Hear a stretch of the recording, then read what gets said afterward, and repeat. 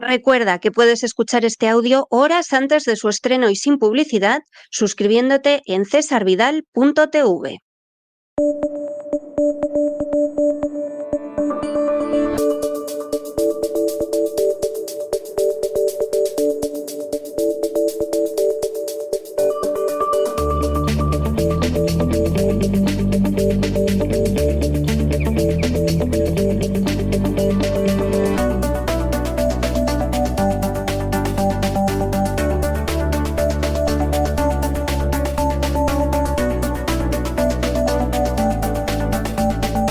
Despegamos con Lorenzo Ramírez.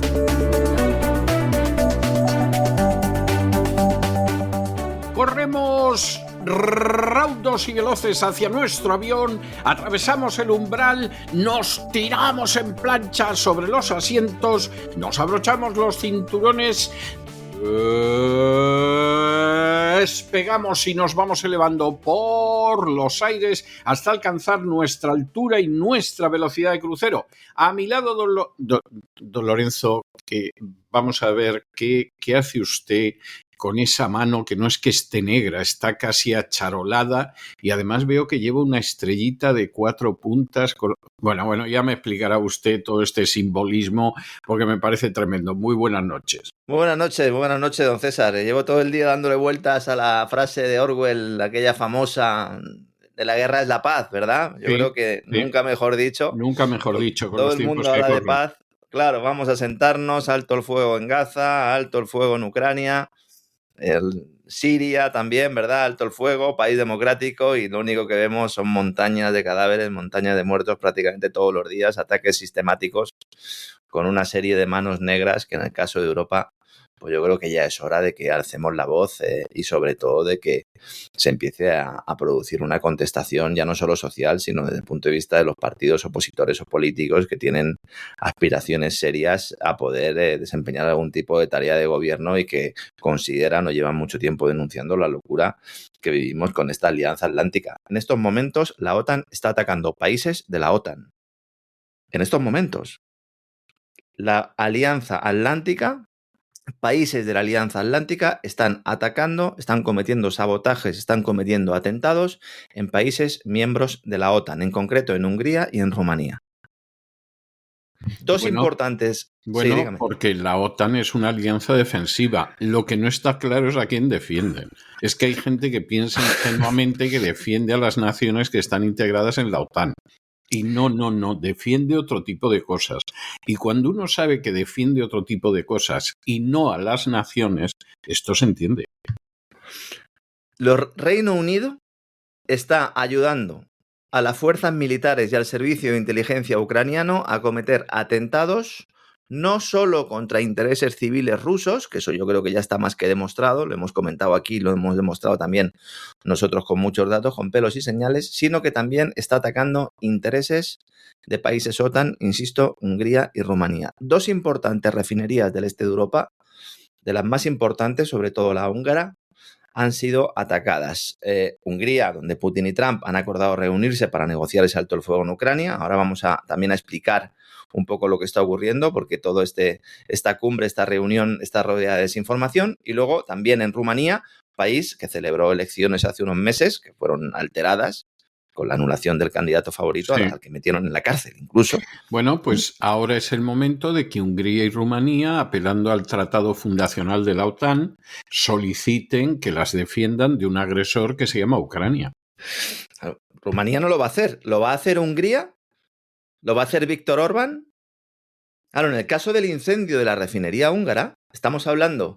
Es que no es solo Orbán, es que esto va mucho más allá. Fíjense, esta es una de las más importantes refinerías de la región y procesa petróleo ruso que llega a través del oleoducto Druzhba. Vuelvo a insistir en una idea que suelo comentar, pero que parece que a la gente se le olvida. No hay ninguna normativa ni ningún acuerdo europeo que prohíba comprar crudo o gas ruso. Lo único que hay es una serie de límites de precio, en el famoso tope, en el caso del petróleo, y en el caso del gas, lo que ha determinado la Unión Europea, de hecho el pasado lunes, es que a partir de 2027 quieren que se prohíba que cualquier país europeo compre gas. Dice, oiga, y si yo quiero comprar gas, país soberano, o haya un cambio de gobierno en alguno de los países de la Unión Europea y quieren o proponen seguir comprando gas, pues se aguantan porque han perdido la capacidad para poder decidir por su cuenta y riesgo. Importante que tengamos esto en cuenta. Bueno, esta refinería, como digo, procesa el petróleo que llega ruso a través del oleoducto Druzhba, que esta es una infraestructura que ya ha sido objeto de ataques previos en numerosas ocasiones y que es fundamental no solo para el suministro de crudo del país de Orbán, sino también de Eslovaquia, y además abastece refinerías en Alemania y otras naciones de Europa Central. Eslovaquia, que es otro de los países que no ha querido meterse en el fregado y que casi le costó la vida al primer ministro. Exactamente. No es casualidad. Dice, oiga, ¿y por qué Alemania no alza la voz? Yo iría más allá. ¿Por qué cuando se están publicando las noticias de estos incendios, de estos sabotajes, de estos atentados contra estas infraestructuras, nadie comenta en los artículos que estas refinerías también abastecen a Alemania? Que este oleoducto Druzhba también lleva crudo a las refinerías alemanas. Esto implica que Kiev está atacando, insisto, con la ayuda británica, fundamentalmente. Es posible que cuente con colaboración también de contratistas de otros países, pero lo de la ayuda británica es que, bueno, nosotros en el gran reseteo en cesarvidal.tv hemos ido demostrando cómo todas las grandes operaciones que han acabado en atentados cometidos por ucranianos, en algunos casos incluso dentro del propio suelo ucraniano, ha sido respaldada por la inteligencia británica, diseñada y en algunos casos incluso ejecutada por la inteligencia británica. Que esto es algo que en los últimos días está volviéndose a la luz porque el gobierno ruso lo está poniendo sobre la mesa. Porque claro, cuando hablamos de OTAN, ¿de qué estamos hablando? ¿Estados Unidos? ¿Estamos hablando de Reino Unido? Ahora hay dos intereses claros, diferenciados. La Casa Blanca quiere sentarse con Donald Trump. Reino Unido no quiere que se siente Donald Trump con Putin. Entonces tenemos a elementos dentro de los servicios de inteligencia, dentro del ejército británico, ayudando. Es una mano negra que además está dirigida por los antiguos straussianos que en su momento pues utilizaron los atentados terroristas del 11S para iniciar un nuevo orden que precisamente también está de actualidad con esa serie que está haciendo Tucker Carlson. Bueno, Tucker Carlson se está jugando la vida, pero con cada nuevo programa, ¿eh?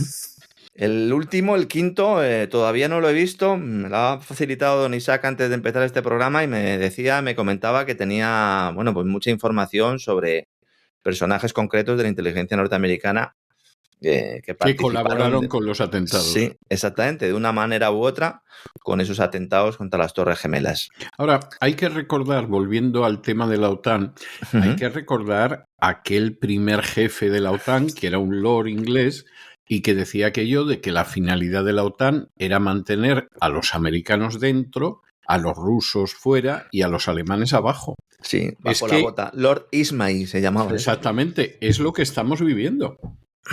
Sí, desde el minuto uno. Mantener a los americanos dentro, a los alemanes en una situación subordinada, que para eso hemos apoyado destrozarles la economía y luego lo que pasa en el continente, pues allá ellos, y por supuesto a los rusos es que ni acercarse.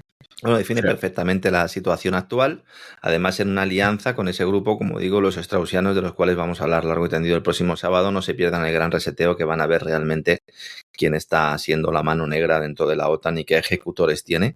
Unos están diseñando un poco el escenario y luego otros se dedican con mucho gusto a cometer estos atentados, a cometer estos sabotajes que, insisto, son contra objetivos civiles. Y son contra objetivos civiles, en este caso energéticos, que además afectan directamente a países dentro de la OTAN sin que estos hayan abierto la boca. En el caso de Hungría, está ahora negociando con la Casa Blanca a ver cómo se va a producir esa cumbre en Budapest entre Putin y Trump. En el caso de Rumanía, pues ya hemos conocido pues cuál fue el resultado electoral con esa manipulación, con esa injerencia extranjera clara. Además, la propia oposición rumana denunció que también se había producido injerencia por parte de Francia y de Moldavia. Moldavia, otro país donde hubo pues un pucherazo, si es que para qué vamos a llamarlo de otra manera, una manipulación electoral clara. No solo se comete un pucherazo sumando votos que no hay o ocultando votos que sí existen, sino también pues realizando determinadas campañas y utilizando los poderes judiciales que cada día pues están menos separados de ese aparato judicial, de ese aparato gubernamental, que ya no es el propio del país, sino del conglomerado, ni siquiera europeo, sino atlantista. Con lo cual esto es muy relevante. Nos hemos empezado a acostumbrar a que se produzcan este tipo de ataques y de sabotajes y deberíamos ser conscientes de que tenemos, como siempre he dicho, al enemigo en nuestra casa. No es casualidad tampoco que hayan sido medios británicos los que estén publicando, sobre todo el diario de Telegraph, que la cumbre entre Putin y Trump se ha anulado. Esto es falso, no se ha anulado esta cumbre. Lo que sí se produjo es una llamada entre Peskov, el ruso, y Rubio, el estadounidense. Cuando estaba accediendo a esta información me acordé mucho de la conversación que mantuvimos usted y yo aquí en el Despegamos, que me dijo usted, como dejen a Rubio algún tipo de decisión o algún tipo de conversación, la va a liar y al final esto se puede ir al traste. Bueno, pues prácticamente es casi lo que ha ocurrido, don César. Pero sí es que es un zote. O sea, yo sé que hay gente que se sentirá ofendida porque yo diga eso, pero es que es un zote, es una calamidad, es un ignorante, es un inútil. Y además, encima, me temo que recibe muchísimo dinero de instancias que si verdaderamente fuera un patriota americano no tocaría $1 ni con un palo. No es el único, pero vamos, es que tiene el puesto número 2 del gobierno. Que luego en la práctica Donald Trump lo tiene del 38, eso ya es otro cantar. Pero al menos en teoría está del número 2 y es una persona absolutamente incapaz de desarrollar ese tipo de funciones. En principio, Trump dijo, estuvimos comentando ayer, que la cumbre se celebraría en las próximas semanas. Incluso algún medio norteamericano, citando también fuentes de la Casa Blanca, dijo que eran unas 2 semanas.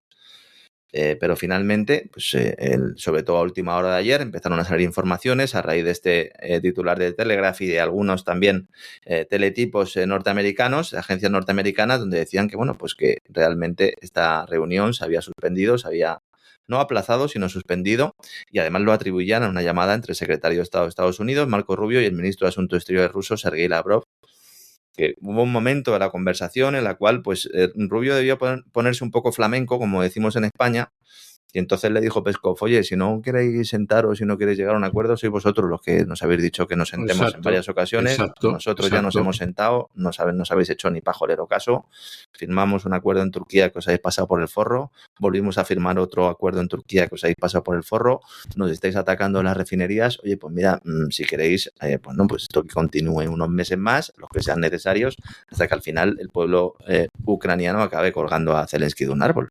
Porque cuanto más se mantenga esto, evidentemente, el Parlamento ucraniano ayer volvió a renovar la normativa, la ley de movilización forzosa, y va a llegar un momento en el que no van a quedar habitantes en el país. Sí. Entonces, los medios británicos insistieron en eso, algún periódico y sobre todo pues algún informativo esta mañana insistía en que esta reunión se había anulado, pero ya digo que no se ha anulado.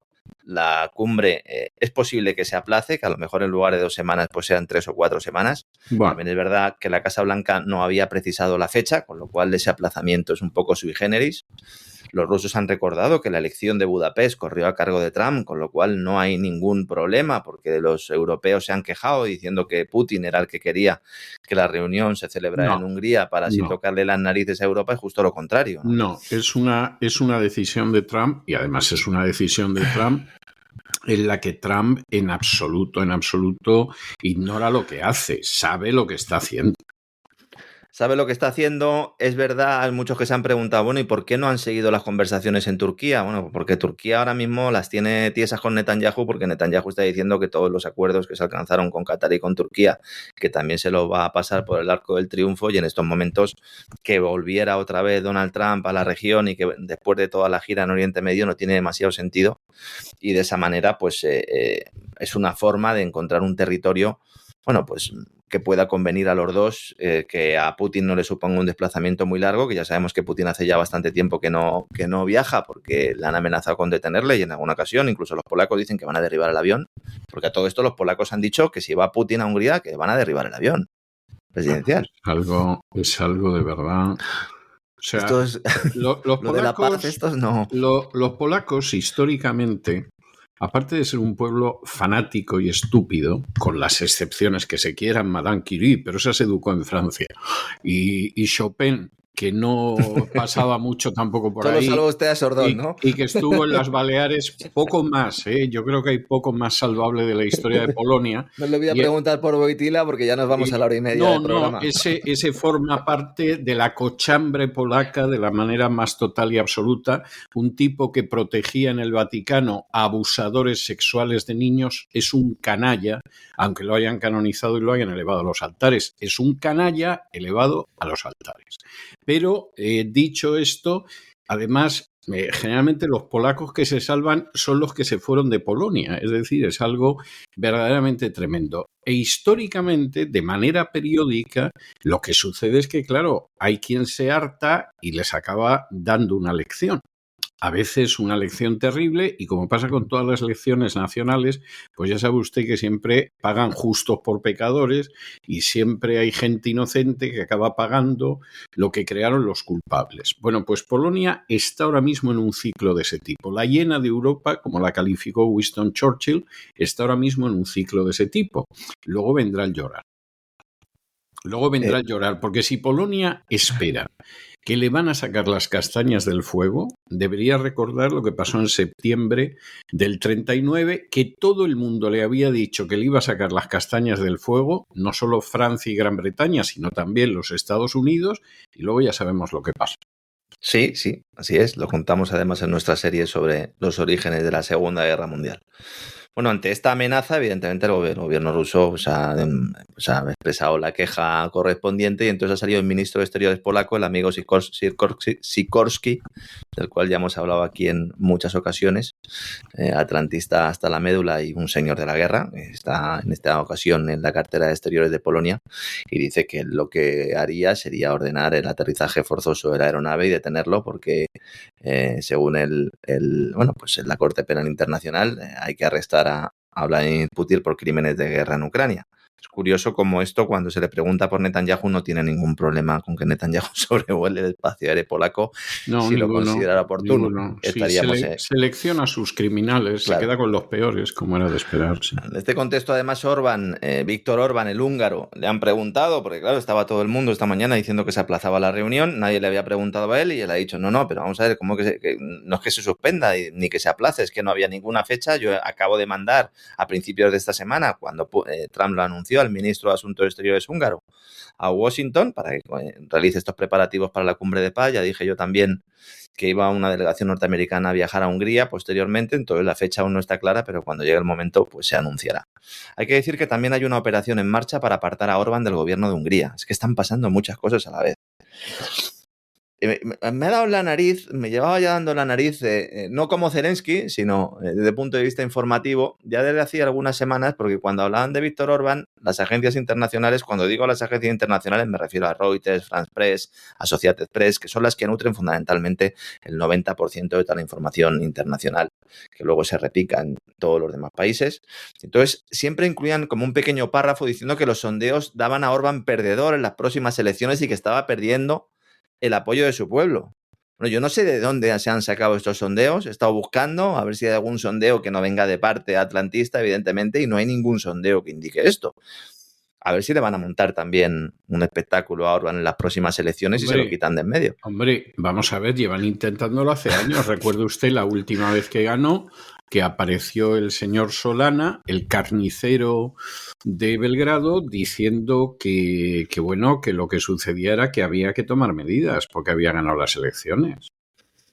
O sea, en las pasadas europeas, junio del 2024, por coger un dato, no sé, el partido recibió el 44% de los apoyos. Sí. Que es verdad que supone una pérdida respecto a esas elecciones generales del 2022, donde obtuvo el 52%, pero vamos, hoy en día con un 44% de los apoyos, bueno, ya los querría Friedrich Merz, el alemán del que vamos a hablar ahora en un rato. Claro, en este contexto, se ha conocido hoy una exclusiva que proporcionaba la agencia Bloomberg, que también ha pasado completamente desapercibida, porque claro, al final lo importante queda a un lado. Después de la llamada de Putin a Trump el pasado jueves, Rusia envió el fin de semana a la Casa Blanca un documento diplomático confidencial con la etiqueta non-paper. Es un paper, pero non-paper, ¿no? Un documento que tiene que permanecer en el ámbito confidencial, hasta hoy, que ya evidentemente ha dejado de serlo, reafirmando un poco los términos de paz anteriores, insistiendo, miren, si es que esto ya está negociado, lo negociamos hace mucho, Zelensky dijo que sí, Boris Johnson obligó a Zelensky de alguna manera o le empujó a rechazarlo mientras le estaba entregando dinero a uno de los señores de la guerra británicos, luego posteriormente volvimos a alcanzar un acuerdo con ustedes, Estados Unidos, de mediadores, y todavía, no hemos encontrado la posibilidad de que Zelensky lo admita, junto con una petición adicional, y esto es muy importante, porque Rusia rechaza congelar las líneas de frente, como había sugerido Trump, y ha aceptado el grupo de líderes europeos, que ayer publicó ese comunicado que avanzábamos aquí en la web de la Comisión Europea, firmado por Macron, por Merz, por Meloni, por Tusk, el polaco, por Starmer y por von der Leyen. Es decir, esto de congelar las líneas de frente se lo sacó Trump de la manga y luego la Unión Europea se agarró a ese clavo ardiendo, pero Rusia ya desde el fin de semana se negó a congelar las líneas del frente. Es importante los tiempos porque no es lo mismo que se haga una propuesta pública y Rusia la rechace, a que Rusia mande un documento a Estados Unidos diciendo que no va a aceptar que se congelen las líneas de frente y luego salga la Unión Europea y la Casa Blanca diciendo que se van a congelar las líneas de frente. Es que es muy distinto. ¿Por qué no se congelan las líneas de frente? Porque Rusia sigue, no avanzando, pero sí terminando de conseguir el control de determinados territorios. Sigue avanzando porque hay poblaciones que han ido cayendo. Sí, vamos a ver, si uno coge el mapa, el famoso mapa que le enseña siempre Zelensky a Donald Trump, lo que vemos sobre todo son movimientos de protección en torno a territorios que ya están controlados, ¿no? Y determinados lugares donde el frente va, de alguna manera moviéndose, pero en kilómetros hay muy poca diferencia. Y yo que veo todos los días los mapas del avance de los rusos y de la defensa ucraniana, prácticamente con esa frontera casi física del río Dnieper poco se avanza más, pero sí, evidentemente hay operaciones de este tipo. Entonces, el documento del Kremlin reitera también que no va a admitir bajo ningún concepto la presencia de tropas de la OTAN en Ucrania. Claro, aquí hay una cuestión. ¿A qué Ucrania nos referimos? Es decir, ¿está diciendo el Kremlin que no va a admitir la presencia de tropas de la OTAN en la zona de Ucrania del Este, que va a estar ya asumido por todos? No. Está refiriéndose al oeste, claro. Hombre, claro. Entonces, si no va a haber tropas de la OTAN en Ucrania, ¿cómo se establecen esas garantías de seguridad que tanto cacarea Zelensky, que tanto cacarea von der Leyen hablando de esas garantías de seguridad? Entonces, como alternativa y viendo que le van a comer la tostada, Bruselas y Kiev están preparando un plan de 12 puntos que va a ver la luz en unas horas. Nos adelantamos siempre un poquito a todo lo que ocurre, pero porque básicamente hacemos nuestro trabajo, otros no lo hacen, ya está, así es que tampoco hay que darle más vueltas. Y va a establecer ese plan, no sé si al final será de 12 de 10, pero en principio ahora mismo la idea es que sean 12 puntos. Fíjese cómo son los departamentos de comunicación que todavía no tienen el plan y ya han decidido cuántos puntos van a ser. Esto es bonito también, ¿no? Y tienen que ser 12. Dice, hombre, ¿por qué? Tienen que ser 12. Entonces, este plan establecerá, insisto, firmado por Bruselas y Kiev, ni por Rusia ni por Estados Unidos, que una vez que todas las partes admitan el alto el fuego cuando se produjera esto y se comprometieran a detener los avances territoriales, se produciría un intercambio de prisioneros y el regreso de los niños deportados a Ucrania. Y otra vez vuelve la burra al trigo. ¿Qué niños deportados a Ucrania, señores? Esta es otra de las grandes falacias. Nos han vendido que los rusos poco menos que han secuestrado a niños ucranianos y que se los han llevado, los han robado y se los han llevado a Rusia. Señores, los niños ucranianos que están ahora, la gran mayoría no en orfanatos, sino con familias rusas, viviendo, entre otras cosas, lamentablemente mucho mejor de lo que vivían antes, son niños de las zonas del Donbass. Son niños de las repúblicas del Donbass en su inmensa mayoría, cuyos padres han sido asesinados por el régimen de Kiev, pero no ahora. Esto se lleva produciendo desde hace muchísimos años. Cuando el ejército ruso entró en orfanatos y se encontró archivos en los cuales se especificaba cómo sacar órganos de niños que todavía no habían fallecido, y salió todo aquello a la luz y dijeron, no, esto es desinformación. Nosotros hicimos un programa al respecto, esto es desinformación. Al final se acabó confirmando que todo esto era cierto. Entonces, ¿qué niños deportados a Ucrania? Quieren hacer una especie de negociación espejo a lo que está pasando en Israel con lo del intercambio de rehenes, ¿verdad? Dice, no, es que ellos tienen también niños. No tienen niños. Pregúntele a un niño que el ejército de Kiev ha matado a su padre y a su madre y que vivía en el Donbass, pregúntele a ese niño que, no sé, ahora a lo mejor puede tener 8, 10, 12 o 14 años, que le pregunten si quiere volver a Ucrania. Además, a Ucrania del oeste, ¿qué van a hacer con ellos? ¿Los van a meter en hangares? ¿Qué van a hacer? ¿Les van a sacar directamente los órganos?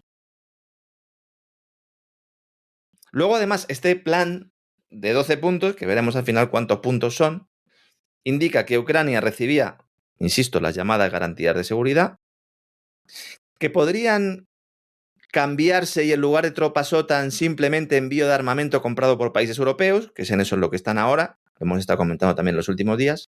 Luego, por otro lado, fondos para reparar los daños de la guerra, los famosos activos rusos que van a intentar, pues en el paquete de sanciones que se va a aprobar mañana, ir avanzando en su confiscación, a pesar de que el gobierno belga ha dicho, oigan, estos activos están confiscados y en su gran mayoría están en una plataforma belga que se llama Euroclear e Iberclear. Si ustedes quieren coger estos activos o quieren utilizarlos para solicitar préstamos, empleándolos como garantía o como colateral, estos activos no son de ustedes, son del gobierno ruso. Son de la población rusa en realidad, porque son las reservas rusas. Y en un futuro esto va a tener unas consecuencias jurídicas.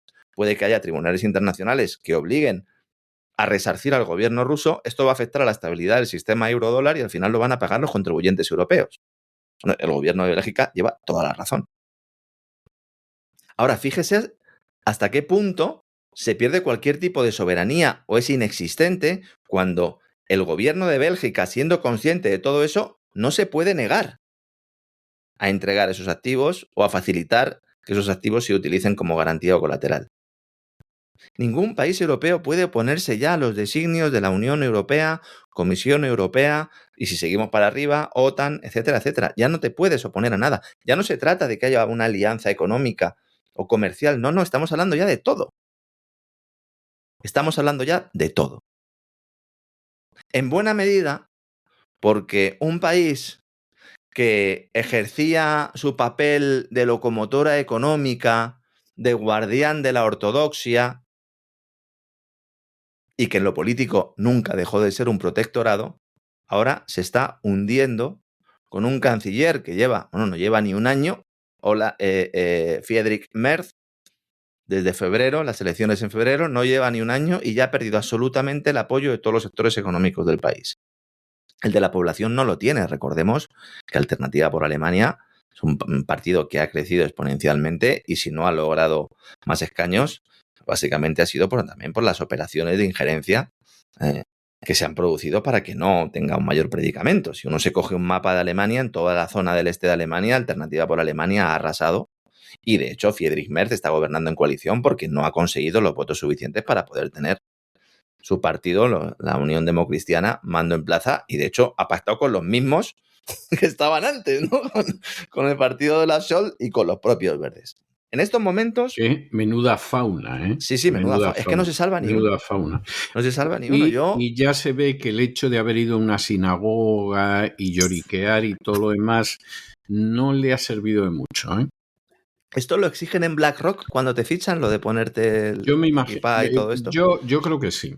Yo creo que sí. Hombre, no hay nada más que ver quién es el jefe de BlackRock, ¿no? Que no es precisamente un budista, es un judío que se llama Larry Fink. Larry Fink. Luego tenemos al pájaro Hildebrand, al que le dedicó usted el editorial.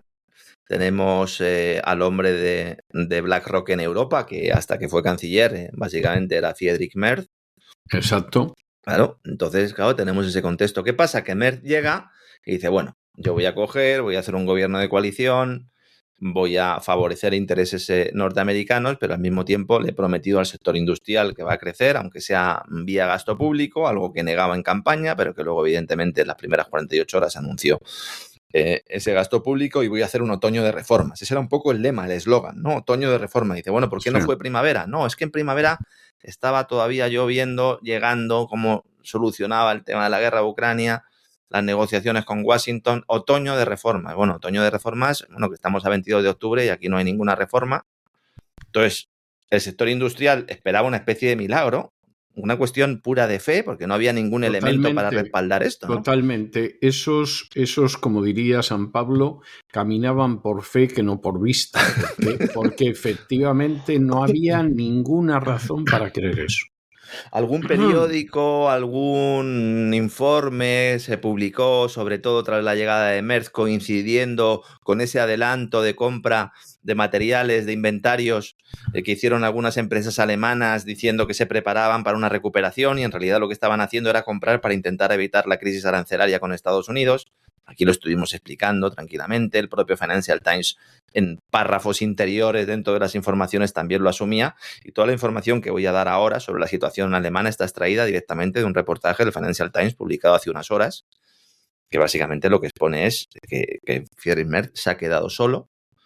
Entonces, este milagro, sin fundamento, hacía pensar a este sector industrial alemán que Merz podría arreglar los platos rotos por la suicida política de sus predecesores, sobre todo de Olaf Scholz, cuyo servilismo también a los intereses estadounidenses y británicos, asumiendo sin rechistar la ruptura de la alianza energética con Rusia y las famosas sanciones boomerang, pues ha puesto al país en una situación de crisis endémica. No es una crisis coyuntural, es una crisis estructural, de estructura, de país, de modelo.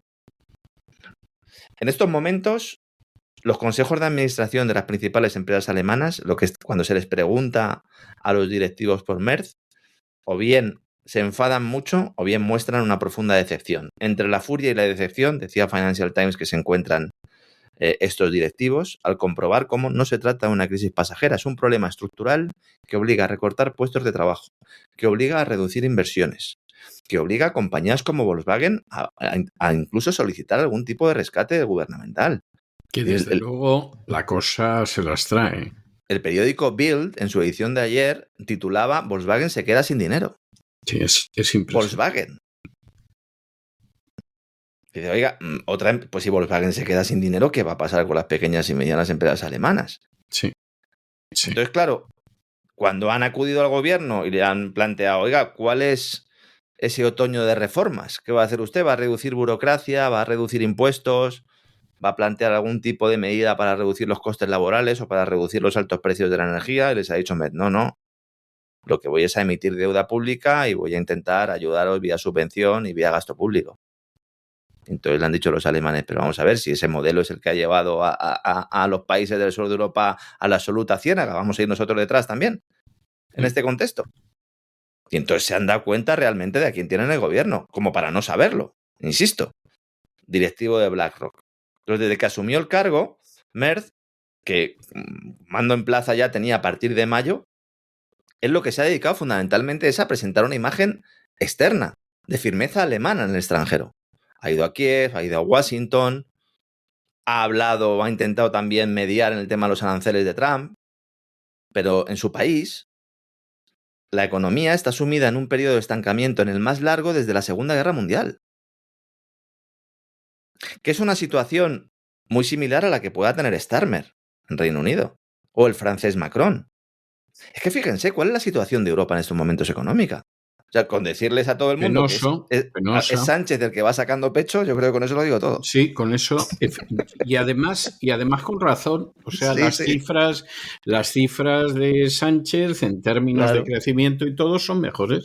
Claro. De desempleo es un desastre, pero es que el desempleo desde la época de Zapatero es un desastre. Quiero decir, ha habido una época que fue un paréntesis efímero, que fue la época de Aznar, pero el desempleo ha sido lo que ha marcado todo el régimen de la transición. Nos hemos acostumbrado a tener eso paro. Nos decían en la época de Felipe González, que había que acostumbrarse, y claro, los viejos del lugar decían, pero acostumbrarse, ¿por qué? Si nunca ha habido estas cifras de desempleo. Pues fíjese usted si nos hemos ido acostumbrando, ¿no? Los que se han acostumbrado. Exactamente, nos hemos ido acostumbrando y además las medidas que va adoptando el gobierno, todas las medidas que va aprobando, sobre todo en la cartera de trabajo de Yolanda Díaz, que se le ha escapado, ha confundido, en lugar de coalición ha dicho corrupción, que queda gobierno de corrupción para rato, ha dicho Yolanda Díaz. Yo creo que es una de las pocas veces que ha dicho la verdad. Sí, y en fin, de todas formas es eso que llaman un lapsus freudiano. Sí, exactamente, ¿no? Y al final todas las medidas que están saliendo de su cartera lo que están haciendo es empeorar el problema. Ahora la última iniciativa estrella que seguramente sea anunciada en próximas semanas es volver a endurecer el despido, prohibido despedir, porque, bueno, yo he estado esta mañana además en concreto hablando con algunos representantes del sector financiero. Mañana vamos a contar una verdadera bomba que hay en el sector bancario europeo, también en el español, y me decían que vamos a una crisis de empleo, aunque el crecimiento en términos de PIB pueda estar indicando que hay un ascenso, un incremento económico notable. Entonces vamos a ir a un crecimiento económico con pérdida de empleo, lo cual es absolutamente inaudito, porque ya no es que estemos hablando de esta inflación, que es estancamiento económico, inflación y desempleo. No, estaríamos hablando de que directamente ya se habrían desligado la gran variable macroeconómica, el Producto Interior Bruto, del empleo, y al final pues tenemos una sociedad completamente subsidiada, ¿no? Cosa que no debería sorprendernos. No. Por otro lado, lo que pasa que augura tiempos muy negros. Entonces, claro, si en el país de los ciegos el tuerto es el rey, pues menuda situación que tenemos, ¿no? Entonces, claro, cuando están negociando, sobre todo en términos con Ucrania, para ver cómo pueden facilitarle dinero, el tema de la expropiación o de la confiscación de los activos rusos es como la última decisión o el último clavo ardiendo al que agarrarse, porque es que no hay dinero realmente para entregárselo a Ucrania, aunque, como estuvimos explicando ayer, se están firmando 1.000 millonarios contratos con empresas de armamento estadounidenses. La propia Alemania, en la situación en la que estamos diciendo que está el país, ayer contamos 3 operaciones en concreto que beneficiaban intereses norteamericanos, ¿no? Al final, el Instituto IFO, el prestigioso Instituto IFO con sede en Múnich, ha dicho que este año la economía alemana va a seguir con el crecimiento sin alcohol, 0,0. Dicen que igual 0,2%. Y que el año que viene, igual crece un 1% Alemania, siempre y cuando se produzca un histórico desembolso de gasto público. Entonces, claro, uno se va a los índices de confianza empresarial, han caído, los problemas industriales se agravan y cualquier atisbo de esperanza que pudiera tener alguno con el arranque del año, con el cambio de gobierno, se han desvanecido. Según la encuestadora INSA, 2/3 de los alemanes dicen no estar contentos con la coalición gobernante, lo que supone un aumento de 20 puntos respecto a junio. Es histórico. Es histórico, pero a mí no me sorprende, ¿eh? No nos sorprende, pero yo estaba leyendo los datos, los he tenido que revisar un par de veces, porque digo, si es que no lleva tanto tiempo. Este hombre, como digo, desde mayo, que es cuando empezó a tomar decisiones, o a no tomarlas, mejor dicho, es que ha perdido 20 puntos el gobierno de coalición. Entonces, también es verdad que Merz nunca ha sido especialmente popular. Nunca lo ha sido. Habría que preguntarse por qué entonces es el canciller de Alemania. Fíjate, si a este hombre no le quería a nadie, si lo primero que ha hecho ha sido violar las promesas electorales, si ha pactado con los mismos que estaban en el gobierno antes, a los cuales se oponía con uñas y dientes, oiga, ¿y este hombre por qué es canciller de Alemania? Pues esa es la gran pregunta. ¿Quién ha puesto ahí a Friedrich Merz? Bueno, pues empieza por B y acaba por K, si es que tampoco hace falta ser muy inteligente, ¿no? BlackRock, al final, pues es quien ha tomado un poco las riendas de un país que, como digo, se está diluyendo como un azucarillo. Claro, este otoño de reformas no llega y, mientras tanto, lo único contante y sonante son los contratos que firma su gobierno con las empresas de armamento norteamericano. La única vez que dijo la verdad Borrell, o una de las pocas veces que dijo la verdad Borrell, cuando confesó de forma involuntaria que el objetivo era ir poco a poco reduciendo servicios públicos en Europa, sanidad, educación y pensiones para entregarles el dinero a los señores de la guerra, es lo que está sucediendo. Es lo que está sucediendo. Y cuantas más posibilidades haya de que se alcance algún tipo de alto el fuego en Ucrania, más velocidad van a cobrar estos contratos y más carne se va a poner en el asador, en este caso monetario y económico, ¿no? Hablando de servicios públicos, también quería hacer un breve comentario, aunque he hablado mucho del tema del rescate de Argentina. Ahora el gobierno argentino está vendiendo que en realidad el dinero que va a obtener del Tesoro norteamericano, esos 20.000 millones de dólares, vendiéndoles pesos, lo va a emplear en refinanciar deuda a tipos de interés más bajos y con el ahorro generado lo va a invertir en educación. O sea, esta es la última que están intentando defender, sobre todo de cara a las elecciones del próximo domingo, para intentar vender esta idea de que el dinero no va a ser exclusivamente para refinanciar deuda. Vamos a ver, señores. Si tú tienes más ingresos que gastos, en este caso un superávit, y no puedes acudir al mercado a financiarte, es porque o bien no tienes ese superávit, o bien porque todos descuentan que este superávit es una mera ingeniería contable o, en el mejor de los casos, un espejismo y que dentro de unos meses no vas a ser capaz de sacar adelante tus cuentas públicas. Si tú no vas a ser capaz de sacar adelante tus cuentas públicas y por lo tanto no vas a poder devolver el dinero que debes, tú cuando refinancies tu deuda te vas a ahorrar un dinero, pero eso no implica que ese dinero vaya a surgir de las setas o del suelo. Lo que vas a hacer es gastar menos. Pero ese dinero no va a venir. Y mi padre me lo decía, ¿no? Cuando era pequeño. Digo, mira, papá, me he comprado esta guitarra, que fíjate, papá, valía 1.000 euros y yo me la he comprado por 600. Me he ahorrado 400. Y entonces me decía mi padre, a ver, pues quiero ver los 400. ¿Dónde están? Sí, claro. Claro. No, tú te has gastado 600. ¿Que te podías haber gastado 1.000 si no lo hubieran rebajado? Vale, pero tú te has gastado 600. Sí, Claro. Eso que, por ejemplo, en Estados Unidos lo hacen muy bien. O sea, cuando vas a comprar lo hacen de maravilla porque efectivamente te convencen de que te has ahorrado un dineral y lo que has hecho es que te has gastado un platal. O sea, yo tengo que reconocer que lo hacen bien. O sea, es que no se puede decir otra cosa. Pero claro, lo que sucede es que te has gastado un platal. O sea, no te has ahorrado nada. Si me dijeran... Y desde luego lo de su padre me parece muy inteligente. Sí. Claro, si me dijeran, no, es que claro, yo estoy acudiendo al mercado, siempre entiendan lo de mercado entre comillas, ¿no? Acudo al mercado y me refinancio porque tengo la confianza de ese mercado en que voy a poder hacer frente a mis obligaciones y además voy a generar un crecimiento económico que me va a permitir, junto con una cierta ortodoxia monetaria y fiscal, lograr un superávit en las cuentas públicas y ese superávit en las cuentas públicas luego lo destinaré a educación. Es un poco el cuento de la lechera, pero podría tener sentido. Pero es que Argentina no está en esta situación. Juan Ramón Rayo, con el cual he trabajado mucho tiempo y que en los últimos días está defendiendo un poco esta operación, ponía en sus redes sociales o publicaba un post donde decía que al final es una refinanciación de deuda a tipo de interés más bajos, que es lo que hace cualquier tipo de país. Es verdad, pero es lo que hace cualquier tipo de país sin necesidad de ir al Tesoro de Estados Unidos a que te dé el dinero. Exactamente. Porque es que esta es la gran clave de todo el asunto. Esta es la gran clave. Otro de nuestros oyentes también me preguntaba, o me increpaba más bien, y me decía, bueno, pues lo mismo que España reciba asistencia del Banco Central Europeo. Ya, pero es que España está dentro de la Unión Europea. Eso quiere decir que si el pueblo argentino empieza a asumir que es lo mismo que sucede con España y el Banco Central Europeo, entonces ¿qué me están diciendo? ¿Que el nuevo Banco Central argentino es la Reserva Federal? ¿Que el nuevo Ministerio de Economía o de Finanzas argentino es el Tesoro de Estados Unidos? Bueno, pues entonces estamos diciendo los dos lo mismo. Porque eso es lo que vengo defendiendo yo desde hace mucho tiempo. En términos reales, al final lo que hay es una pérdida absoluta de la soberanía fiscal, monetaria y política y geopolítica, porque si además tienes que romper contratos con otros socios para contentar a tu nuevo jefe, pues evidentemente es que no entiendo por qué hay gobierno, que cierren la Casa Rosada. ¿No decía Milei que el mejor gobierno es el que no existe? Pues que se vaya y que cierren allí con un candado, si ya no hace falta. Sí. Ya.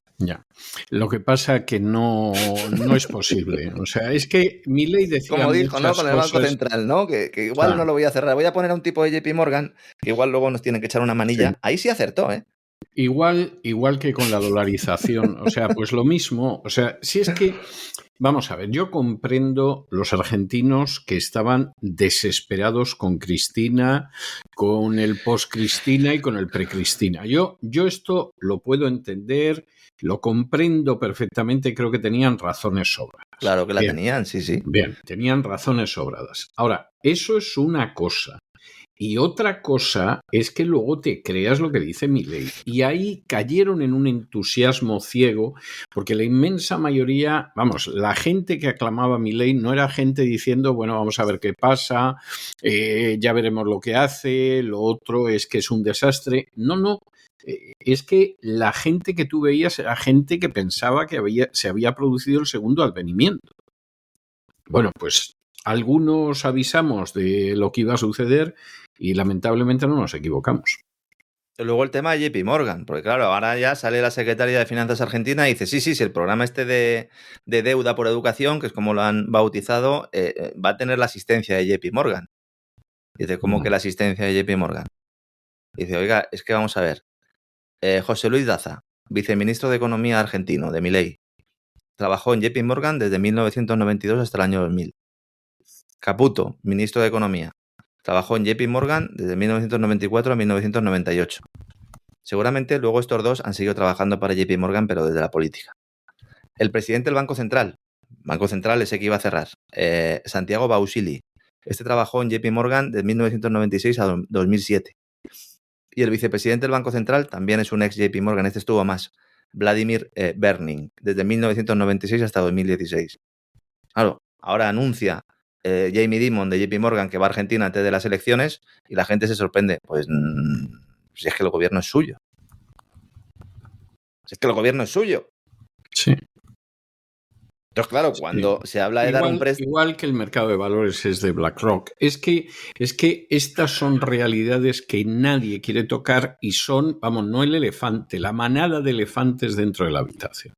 Sí, esto es más que evidente, ¿no? Entonces, bueno, pues todo esto hay que tenerlo en cuenta porque si lo eludimos a la hora de hacer cualquier tipo de análisis, pues podemos buscar muñecos de paja o podemos buscar enemigos que a lo mejor también están ahí y cumplen su función y realmente hay que denunciar su existencia, pero eludimos aquí el gran elefante en la habitación, ¿no? Que además es de color rosa y ha roto ya prácticamente todas las lámparas y todas las mesas que tenemos en la habitación, ¿no?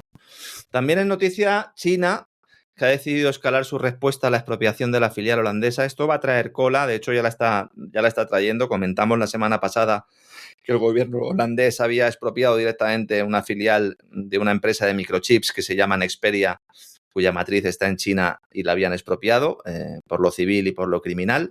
La producción de microchips se detuvo. Luego, posteriormente, el domingo, el gobierno holandés, cuando ya terminó de nacionalizar esta empresa china, dijo que iba a garantizar a la Unión Europea el acceso a estos chips de Nexperia, que es una empresa muy importante, que sobre todo suministra al sector automovilístico europeo.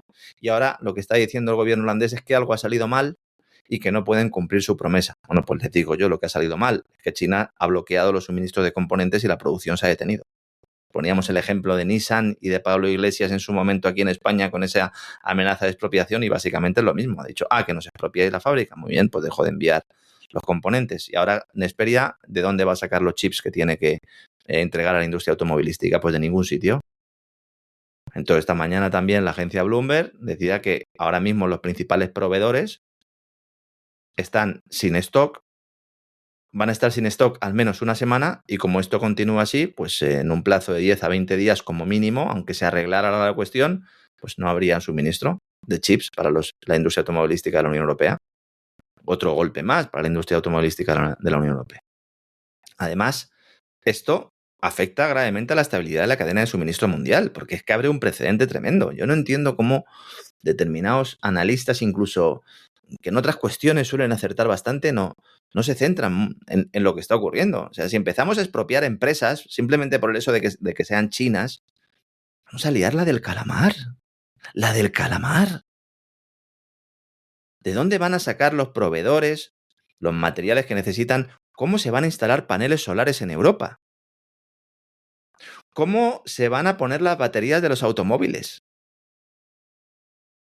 Por no mencionar el resto, ¿no?, de intercambios comerciales que se producen entre China y Estados Unidos. Entonces, al final, el gobierno holandés se la ha tenido que envainar, se ha envainado la espada, por no decir otra cosa, y han dicho que van a hablar con China a ver cómo pueden solucionar esto. Pues habéis metido la pata hasta el fondo, por mucho que Ursula von der Leyen os aplaudiera en redes sociales el día que se produjo esto.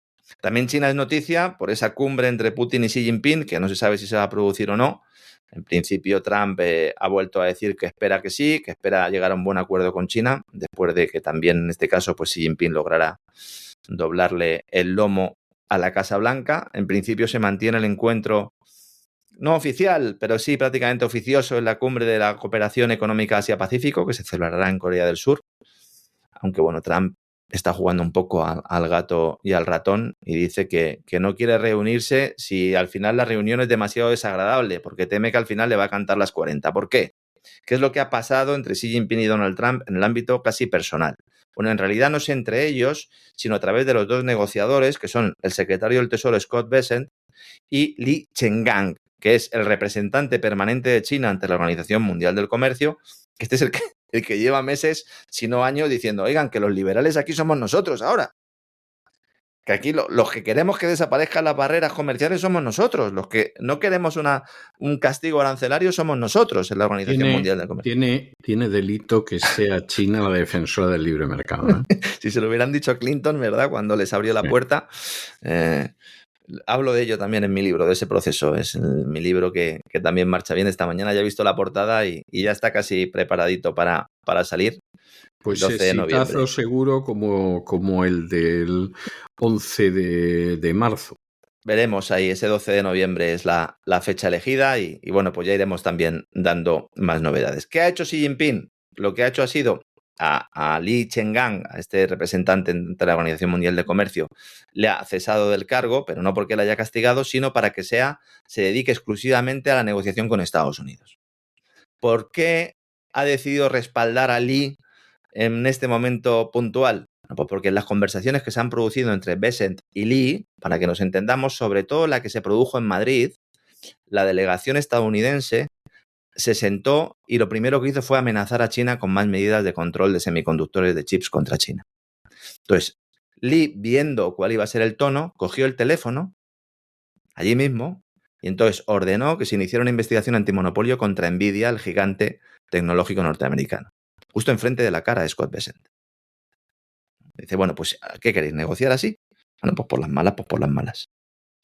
Entonces, hubo también una amenaza de Estados Unidos de imponer unas tasas a los buques construidos en China cuando atraquen en puertos occidentales, que esta también es alucinante, ¿no? Dice, oiga, yo compro un buque y resulta que si está construido en China, tengo que pagar tasas de atraque adicionales cuando vaya por puertos occidentales. Bueno, no sé, mañana nos pueden decir también que todo aquel que lleve ropa fabricada en China, ¿verdad? Cuando entre en un centro comercial tendrá que pagar un impuesto.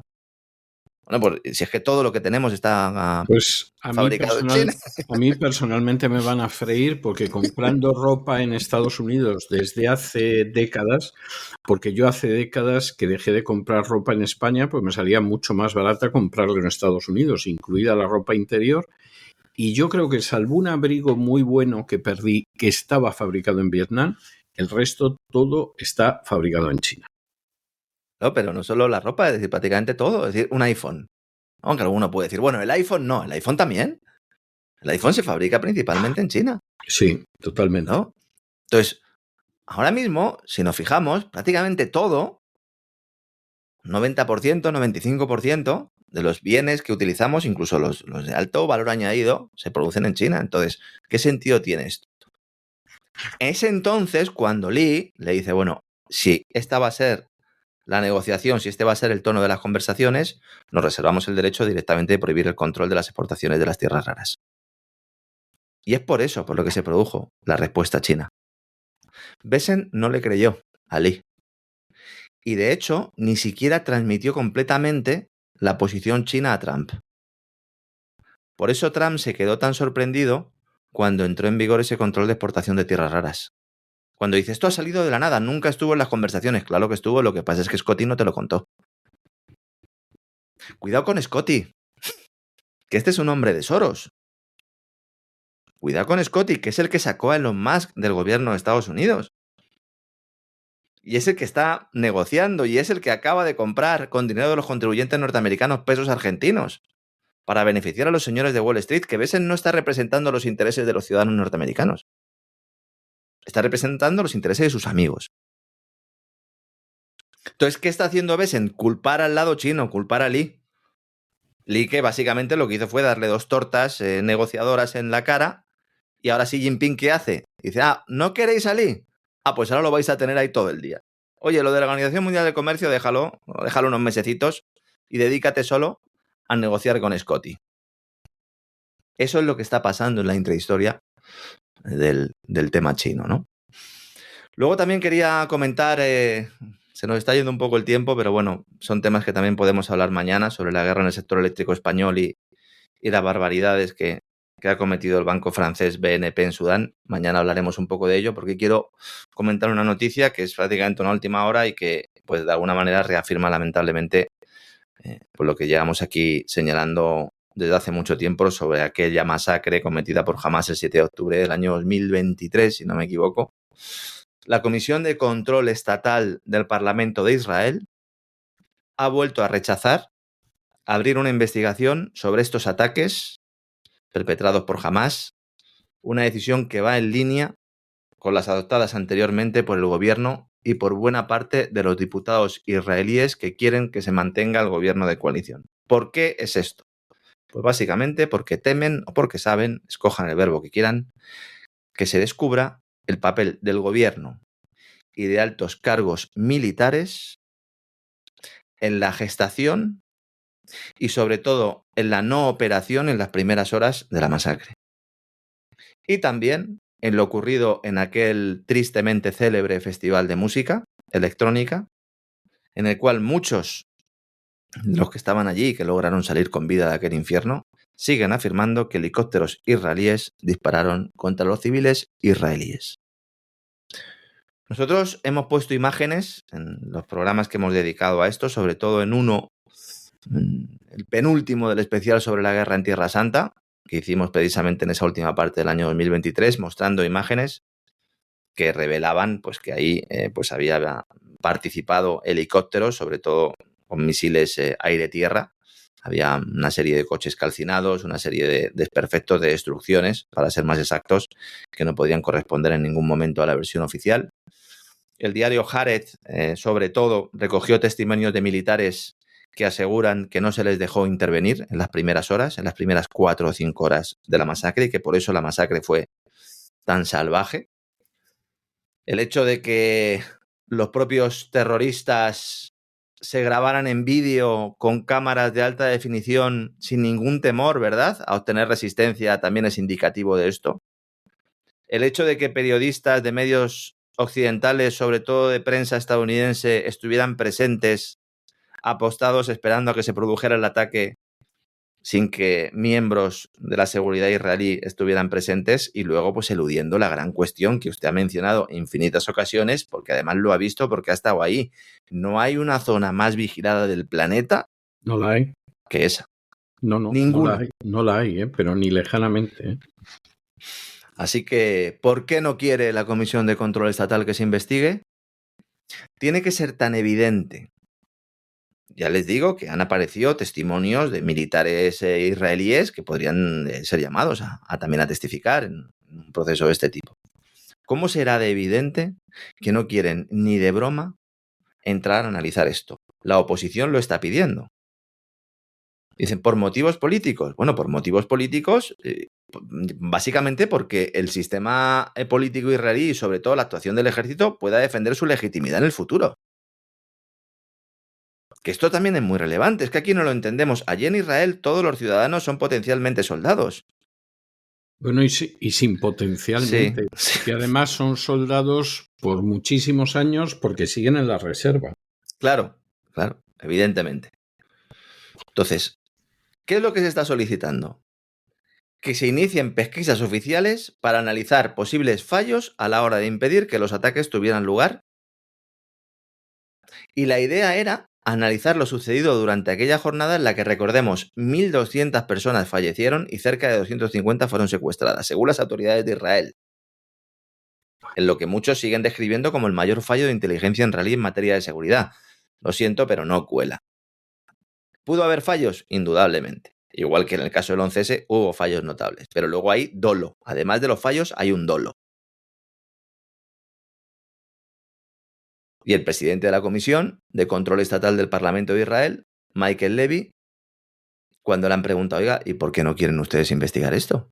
Y entonces ha dicho, abro comillas, este tipo de investigaciones erosionan la confianza de la opinión pública. Es increíble.